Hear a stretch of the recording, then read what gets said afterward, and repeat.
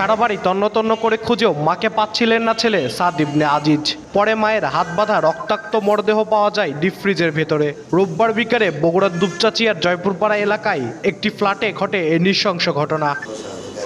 স্বজনরা জানায়, দুপুরে ছেলে ও স্বামী মাদ্রাসায় থাকায় বাড়িতে একাই ছিলেন গৃহবধূ উম্মে সালমা।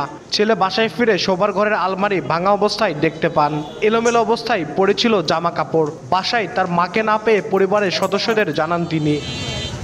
ডিপ ফ্রিজ থেকে সালমাকে হাত বাঁধা ও রক্তাক্ত অবস্থায় উদ্ধার করে উপজেলা স্বাস্থ্য কমপ্লেক্সে নিলে চিকিৎসক মৃত ঘোষণা করেন। স্বর্ণালংকার ও টাকা লুট করতে এসে দুর্বৃত্তরা হত্যা করেছে বলে ধারণা স্বজনদের। আমার কি যেন মনে হলো, আমি ফ্রিজটা উঠেছিলাম, ফ্রিজ উঠানোর পরে দেখতেছি মা ভেতরে মুখ বাঁধা। কুকড়ি হ্যাঁ নিচে আছে, তখন তো ওরা চিকড়ে উঠছে, যেখানে আছে তাড়াতাড়ি আসেন।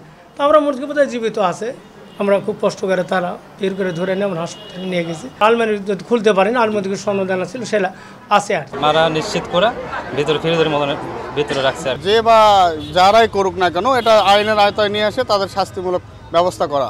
ময়নাতদন্তের জন্য মরদেহ নেওয়া হয়েছে শহীদ জিয়াউর রহমান মেডিকেল কলেজ হাসপাতাল মর্গে। রহস্য উদ্ঘাটনে তদন্ত শুরু করেছে পুলিশ। প্রাথমিকভাবে আপাতত একজন মারা গেছে, এটাতে তো বলতেই পারি হত্যার ঘটনা। এখন কি হয়েছে বাকিটা তদন্ত শেষে মন্তব্য করা যাবে আর কি। উম্মে সালমা দুপচাচিয়া ডিএস কামিল মাদ্রাসার উপাধ্যক্ষ মৌলানা আজিজুর রহমানের স্ত্রী। আব্দুল আউয়াল, সময় সংবাদ, বগুড়া।